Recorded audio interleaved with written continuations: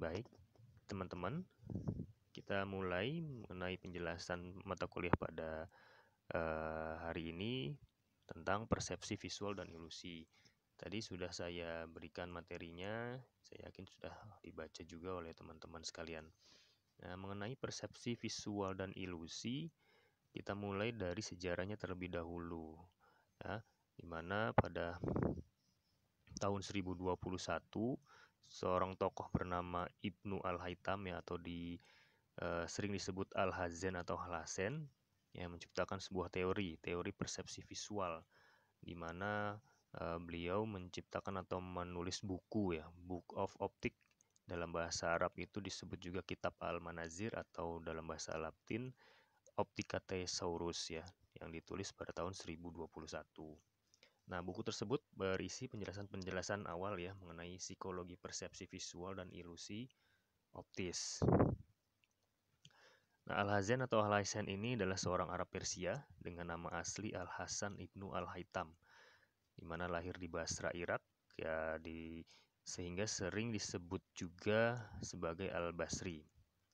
Nah, kembali kepada pengertian dari persepsi visual, kalau kita membaca, mendengar kata persepsi, bahwa di benak kita sudah terbentuk suatu arti dari kata persepsi tersebut adalah pandangan, pendapat, ya, apa yang ada dalam pikiran kita.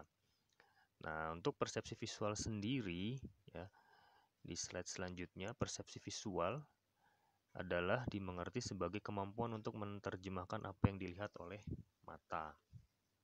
Ya, jadi pandangan-pandangan, penilaian-penilaian, lalu pemahaman-pemahaman, penerjemahan apa yang dilihat oleh mata.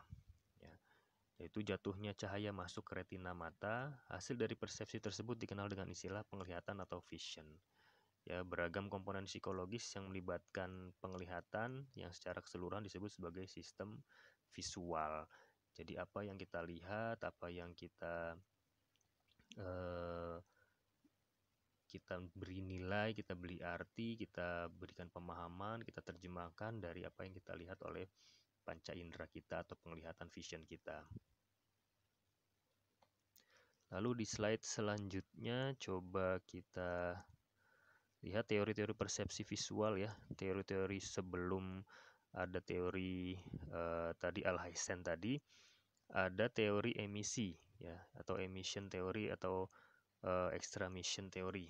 Ya, di mana mengatakan bahwa penglihatan terjadi ketika cahaya memancar dari mata dan dihadang oleh objek visual. Nah, di sini jika kita melihat sebuah objek secara langsung berdasarkan cahaya yang muncul dari mata dan jatuh kembali pada objek. Ini adalah penemunya oleh Auxlet dan Ptolemy. Sementara ada juga teori intromission oleh Aristoteles, di mana penglihatan terjadi karena sesuatu masuk dalam mata sebagai perwujudan objek tersebut, ya. Namun dalam teori ini cahaya tidak berperan sedikit pun. Nah, kalau untuk teori emisi, cahaya sangat berperan ketika memancarkan atau melihat suatu objek, ya. Namun kalau di teori intromission ini cahaya tidak berperan sedikit pun. Jadi penglihatan terjadi karena sesuatu yang kita lihat atau dalam bentuk vision atau penglihatan visual, ya, sebagai bentuk perwujudan objek tersebut. Selanjutnya, Al-Hazen menjelaskan bahwa penglihatan dan persepsi adalah bersifat subjektif, ya. Misalkan contoh bagaimana seorang anak kecil dengan sedikit pengalaman yang mengalami kesulitan untuk memahami apa yang dia lihat. Nah, bagi seorang anak kecil seburuk apapun wajah ibunya, ya, tidak masalah bagi anak tersebut, ya, selama dia tidak mengenal atau arti definisi dari kecantikan, ya, yang dipahami oleh orang dewasa.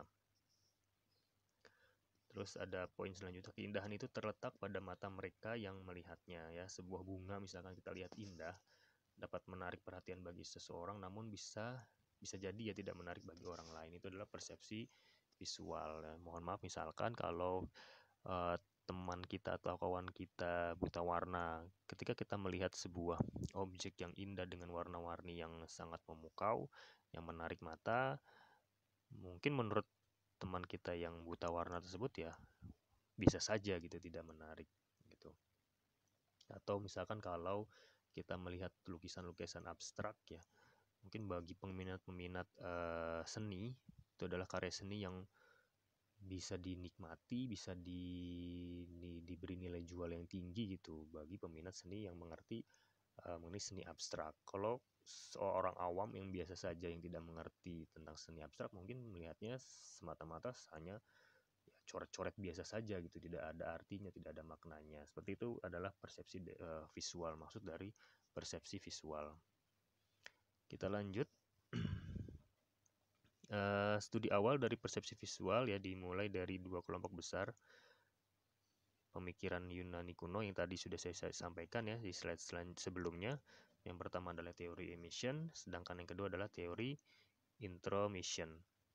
Nah, namun karena kedua teori tersebut dianggap lemah, maka muncullah teori baru yang mendukung atau melengkapi kedua teori yang tadi, yaitu adalah teori Alhazen. Jadi dinyatakan bahwa menurut teori Alhazen, penglihatan lebih utama terjadi di dalam otak dibandingkan pada mata. Ya, kita lihat lagi di sini teori Alhazen. Penglihatan lebih utama terjadi di dalam otak dibandingkan pada mata. Jadi pengalaman seseorang mempunyai akibat pada apa yang mereka lihat dan bagaimana mereka lihat ya. Misalkan seorang tunanetra atau disabilitas penglihatan ya, walaupun mereka tidak bisa melihat, namun ketika diceritakan, digambarkan, diberikan penjelasan mengenai suatu objek, nah di sana mereka bisa mempersepsi gambar tersebut atau objek tersebut ya, di mana bahwa mereka misalkan objeknya adalah sebuah laptop ya, di mana di dalam laptop itu terdapat keyboard ya, bukan keyboard apa namanya, tombol-tombol keyboard, lalu juga ada mouse, ada huruf dari QWERTY, ada angka, ada shortcut untuk penulisan, untuk rumus ya di dalam Excel. Nah, pengalaman saya juga ketika pernah mengajar pelatihan TIK bagi teman-teman disabilitas penglihatan, mereka sangat mahir dalam penggunaan laptop tersebut atau komputer ya. Walaupun sebenarnya mereka tidak bisa melihat, namun karena ada voice yang membantunya dan diarahkan oleh voice tersebut, nah mereka juga tahu letak dari tombol-tombol dalam keyboard, misalkan huruf A, B, C, D di mana, lalu untuk shortcut rumus-rumus, lalu shortcut untuk ke menu, membuka PowerPoint, membuka Microsoft Word gitu untuk mengetik, mereka sudah sangat hafal dan sangat mahir ya. Itu adalah kenapa otak itu memerankan peran yang penting ya selain mata gitu ya. Jadi memang apa yang dipersepsikan oleh teman-teman disabilitas penglihatan ini mengenai suatu objek, ketika sudah dijelaskan, diberikan pengertian mengenai suatu objek tersebut, maka akan diingat terus oleh akalnya ya. Jadi memang sangat teori ini sangat berperan ya dalam hal pembentukan persepsi visual mengenai suatu objek. Nah, ini juga mengenai persepsi visual ini teori persepsi visual ini bisa kalian jadikan acuan ketika nanti menyelesaikan skripsi. Misalkan persepsi visual iklan misalkan yang memang terlihat agak ambigu atau membingungkan. Nanti saya berikan contoh-contoh dari iklan-iklan dan logo-logo branding ya. Mungkin teman-teman tadi sudah lihat dari slide yang sudah saya berikan. Oke, kita lanjutkan. Nah, masalah utama dari persepsi visual ini tidak semata-mata pada apa yang dilihat manusia melalui retina matanya, ya, namun lebih dari itu bagaimana menjelaskan persepsi dari apa yang benar-benar manusia lihat. Ya, jadi terkadang kita lihat nih contoh gambar di bawah pojok kiri ini ya, ada segitiga, ya segitiga seperti piramida terbalik ya. Yang satu segitiga biasa, dan ada semacam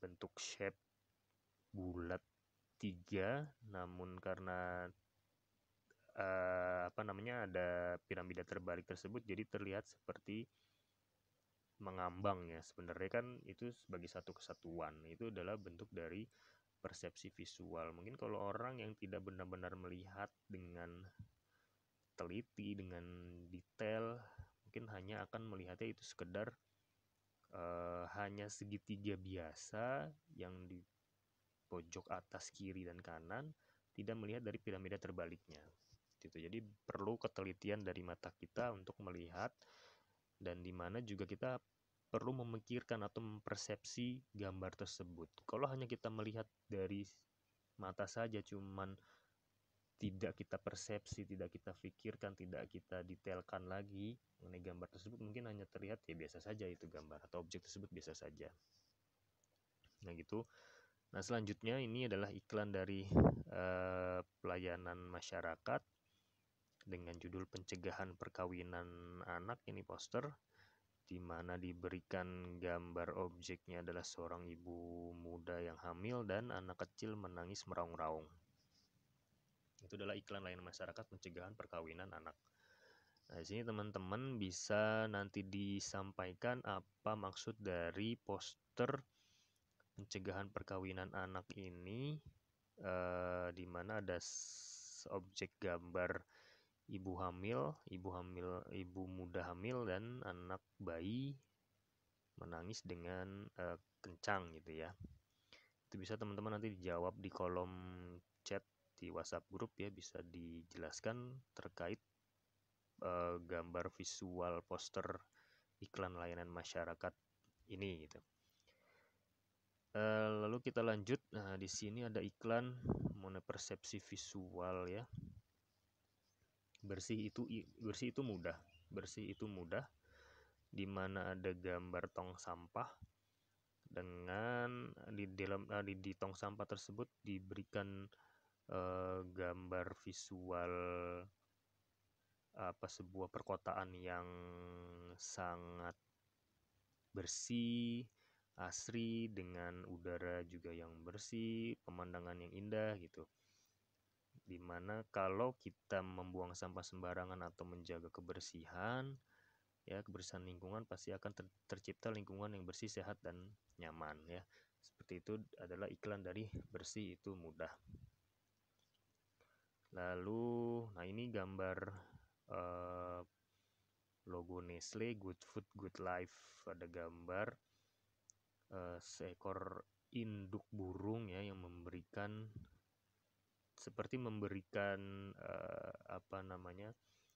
makan kepada anak-anaknya ya, dan di dalam nesting atau bukan kandang, sarang burung di sebuah batang pohon. Dan disitu sudah disebutkan tagline-nya adalah Good Food Good Life. Yang dipilih adalah gambar burung, di mana burung selalu pasti memberikan asupan makanan untuk anak-anaknya dengan asupan yang terbaik bagi anak-anaknya. Nah, dianalogikan kepada sebuah produk dari Nestle. Lalu ada di sini istirahatkan lampu bila tidak digunakan, yaitu iklan layanan masyarakat untuk kita berhemat energi. Ada gambar objek visual yaitu lampu yang diberikan blanket atau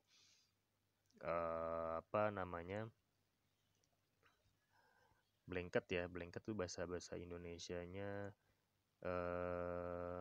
semacam selimut, lalu diberikan tanda ZZ itu mengantuk atau tidur dengan memejamkan mata ya, matanya terpejam. Nah, itu adalah persepsi visual. Walaupun misalkan tidak kita berikan penjelasan dari kalimat atau kata-katanya, mungkin kita akan bisa melihat bahwa dengan gambar lampu terpejam dan istirahat ditutupi dengan selimut, ya lampu itu harus istirahat gitu ya. Jangan sampai kita membuang-buang listrik, jangan sampai membuang-buang energi ya, energi bumi untuk suatu hal yang memang demi kebaikan bersama di kehidupan kedepannya gitu ya, hemat energi. Lalu ada iklan Indomie ya. Indomie di sini mie goreng Aceh, dimana ditampilkan rempah-rempah dari bumbu membuat sajian mie Aceh, dan hasil gambar mie goreng Acehnya tersebut disertai dengan timun, dengan sayur-sayur segar dan daging serta seafood, serta gambar emping sangat menyerupai dengan mie goreng Aceh asli. Ya, padahal kita tahu sebenarnya ya ketika kita membuat Indomie goreng Aceh ya hasilnya bukan seperti itu gitu. Itu hanya tambahan-tambahan pemanis saja gitu ya. Dan rasanya pun kemungkinan besar sangat jauh dari rasa mie goreng Aceh asli yang kita beli di warung-warung Aceh gitu. Lalu kita lanjut kepada ilusi. Penjelasan dari ilusi slide selanjutnya adalah kesalahan persepsi atau persepsi palsu atau menyimpang ya, sebuah visual yang tidak sesuai dengan hukum fisika dan matematika. Contoh, sendok yang dimasukkan ke dalam air ya terlihat seperti patah padahal tidak.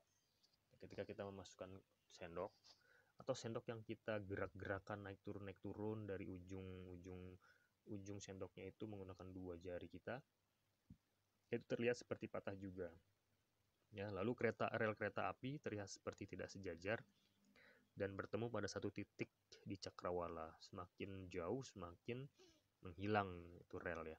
Padahal sebenarnya rel tersebut adalah sejajar. Atau kalau kita menggambar, seringnya waktu kecil kita menggambar gunung, pemandangan gunung, kita berikan sawah-sawah, lalu di tengahnya ada gambar jalan raya, di mana jalannya itu makin lama makin mengerucut gitu ya, makin mengecil. Nah itu juga padahal kan di dunia nyata sebenarnya ya jalan itu adalah sejajar. Lalu kita ada bumi itu datar ya, padahal sebenarnya bumi itu bulat. Nah, ilusi muncul karena permainan atau perlawanan dari prinsip pengorganisasian visual dan prinsip Gestalt. Nanti mungkin prinsip pengorganisasian visual adalah kedekatan posisi ya, proximity, kesamaan bentuk, similarity, penutupan bentuk, closure, kesinambungan pola, continuity, kesamaan arah gerak ya, common fate, dan kesederhanaan atau simplicity. Nah, ini adalah gambar ya, semakin tinggi semakin jauh ya, semakin tinggi semakin jauh untuk gambar pohon, lalu semakin kecil kita bisa lihat semakin kecil itu semakin jauh. Padahal sebenarnya semakin kecil semakin jauh. Lalu yang menutup semakin depan, semakin halus semakin jauh. Nah, macam-macam ilusi, ada ilusi ukuran, ilusi figur atau ground, ada ilusi perspektif, ilusi distorsi, dan ilusi arah gerak. Nah, saya akan memberikan contoh-contohnya.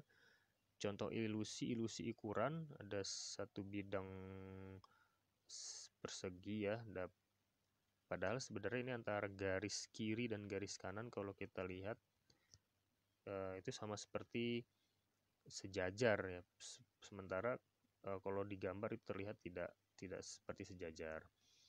Lalu titik-titik di gambar sebelah kanan ini kita lihat itu ada semacam ilusi ukuran ya, dan contoh di atasnya seorang prajurit ya, semakin jauh semakin besar. Nah, ini biasanya kalau mengenai ilusi bisa ketika tes psikologi ya, tes psikologi itu biasanya ada nih gambar-gambar misalkan kesamaan bentuk, ukuran gitu ya, itu ada di tes itu, tes psikologi. Nanti kalau teman-teman melamar pekerjaan dan dites, ada tes tulis dan ada tes psikologi. Lalu ilusi figur atau ground ada positif dan negatif. Kita lihat di sebelah gambar sebelah kanan Terlihat itu ada dua objek. Yang sebelah kiri adalah seperti gambar seorang pria dengan hidung besar, lalu dengan rambut yang cepak ya, dengan dua kaki, satu kaki kirinya mengangkat ke atas ya. Lalu kita lihat lagi ada di sisi kanannya adalah gambar seorang wanita. Nah, jadi memang perlu ketelitian dalam melihatnya. Ya, sebelah kiri seperti gambar cangkir ya, seperti gambar cangkir. Namun di situ ada dua objek. Kita bisa lihat kalau kita detailkan di tengah itu adalah gambar cangkir dan sebelah kiri kanannya adalah gambar orang ya, gambar manusia. Lalu, nah ini juga ada ilusi juga ya. Kalau yang sebelah kanan ini yang terlihat paling utama itu adalah gambar seperti orang Indian. Lalu di sisi sebelah kirinya seperti manusia Eskimo dengan menggunakan sweater panjang yang sedang berjalan. Yang sisi sebelah kiri itu adalah gambar seorang pria tua dengan menggunakan topi. Dan kalau kita lihat lebih detail lagi, itu gambar muka prianya seperti gambar harimau. Ya, atau ada juga gambar muka prianya itu adalah seperti kepala kuda. Itu adalah beberapa persepsi visual yang bisa kita tangkap. Ilusi ya, bukan persepsi, ilusi. Nah, ini aplikasi ilusi figur dan ground pada iklan. Ini gambar iklan WWF ya, di mana ada beberapa pohon dengan disertai gambar panda dan seperti pumpkin setan ya, warna hitam. Jadi kita lihat di mana kehidupan hewan ini akan, kalau kita tidak menjaga kelestarian alam dan menjaga dari perburuan liar, kemungkinan hewan-hewan tersebut akan musnah atau punah. Nah, ini juga iklan WWF ya. Sini ada gambar panda dengan tengkorak-tengkorak hitamnya. Nah, ini Unilever ya. Unilever kita tahu produk perusahaan besar di bidang kosmetik dan makanan ya.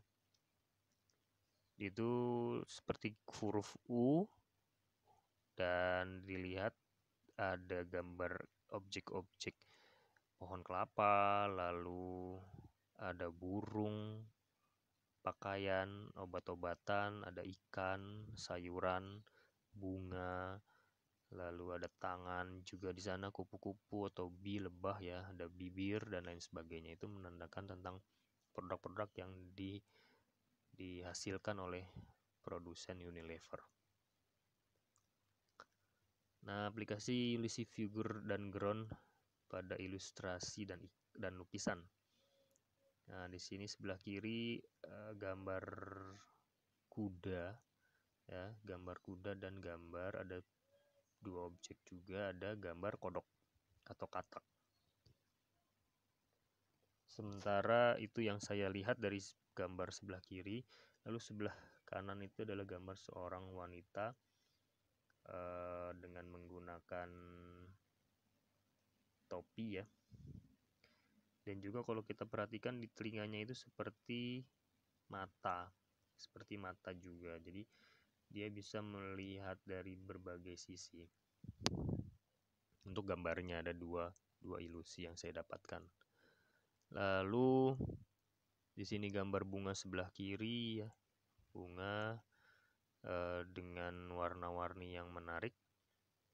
Dan di sebelah kanannya adalah gambar ruangan dengan gorden yang sangat luas disertai cahaya yang memancar dari luar. Lalu juga ada gambar seorang pria berkumis dengan hidung mancung dengan mata mata yang besar, dan ada objek juga seorang wanita hamil sedang memegang suatu benda. Itu yang saya lihat. Kalau teman-teman lihat objek yang lain boleh silahkan disampaikan. Nah, ini ilusi figur dan ground pada teks, ada gambar tulisan Victory, atau juga kita bisa lihat Divit ya, ada tulisan Victory dan Divit. Nah, illusion optical, di bawahnya itu adalah optical illusion. Tulisannya yang terlihat.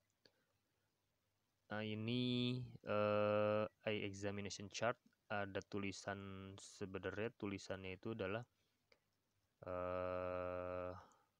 kita lihat no sex cause bad eyes. Jadi tulisannya no sex bad eyes ya, kalau untuk tulisan dari atas dan bawahnya ini ya, di slide atas bawah ini ya, tulisannya sama, no sex cause bad eyes. Lalu di sisi kanannya paling bawah itu adalah tulisannya west. Lalu kalau di PC itu bisa terlihat lebih jelas, kalau di PowerPoint-nya lebih jelas itu tulisannya Eureka ya, Eureka West, tulisannya adalah Eureka West. Nah, ilusi perspektif ini seperti gambar 3 dimensi ya, ilusi perspektif, lalu dadu yang disusun seperti 3 dimensi. Ini juga ada sebuah bidang gambar lukisan sebuah ruangan, dan sebelah kirinya adalah pembangunan sebuah lantai. Seperti terlihat ada beberapa sisi ya, yang sisi atas itu sebagai di paling atas, ada satu lantai juga, dan terlihat juga yang di bawah bisa dikatakan sebagai di lantai atas. Jadi bagaimana kita mempersepsi dari ilusi tadi. Ada ilusi distorsi. Nah, ini ada gambar-gambar juga ya, yang dilingkari, ini semacam segitiga, terus seperti 3 dimensi, seperti bergerak gitu ya gambar objeknya, padahal sementara gambar itu adalah diam. Nah, ini juga seperti papan catur. Kalau kita lihat lebih detail lagi ya, seperti bergerak papan caturnya. Nah, ini ilusi arah gerak ya, ini sebuah sepeda dengan roda diberikan efek ilusi.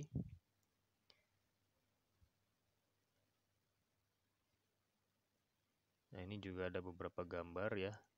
How can this be true? Ya, ketika posisinya itu adalah segitiga, lalu dengan sudut pojok sebelah kiri bawah itu adalah warna merah, lalu di sebelah kanan hijau, kuning, dan hijau tua. Nah, ketika posisinya itu dirubah, paling atas itu adalah merah dengan segitiganya ya, lalu ada di bawahnya warna hijau, dan ada sebuah ruang kosong di sana ya, di mana ada penjelasan how can this be true. Jadi di mana kalau kita rubah posisinya ternyata ada sebuah ruang kosong dihasilkan. Ini adalah slide terakhir. Mungkin ada pertanyaan teman-teman mengenai persepsi dan ilusi ya, di mana sangat berkaitan juga dengan iklan ya. Tadi sudah saya sampaikan beberapa jenis contoh iklan yang menggunakan persepsi dan ilusi. Atau bisa juga misalkan kalau teman-teman lihat gambar logo Adidas ya, persepsi bahwa ada logo Adidas itu yang memang sama semua, ada mencerminkan strip 3. Ada yang strip 3-nya itu seperti biasa, lalu juga bisa juga coba nanti kalau teman-teman browsing ya, logo Adidas itu ada beberapa jenis logo, itu juga mengartikan beberapa arti ya. Misalkan produk untuk yang lebih eksklusif, dia logonya berbeda, garis-garisnya itu bisa dijadikan iklan, apa namanya, bukan iklan, ya untuk patokan iklan juga, atau misalkan nanti teman-teman menyusun skripsi bisa menggunakan teori persepsi ini. Ya banyak hal bisa diteliti dari iklan-iklan atau di komunikasi visual. Mungkin itu penjelasan dari saya. Kalau ada pertanyaan, dan jangan lupa tadi ya saya ada di slide keberapa itu ya, mengenai gambar iklan layanan masyarakat, jangan hamil muda, jangan nikah muda itu ya, jangan nikah muda. Coba tolong teman-teman sampaikan maksud dari poster gambar tersebut ya. Terima kasih teman-teman.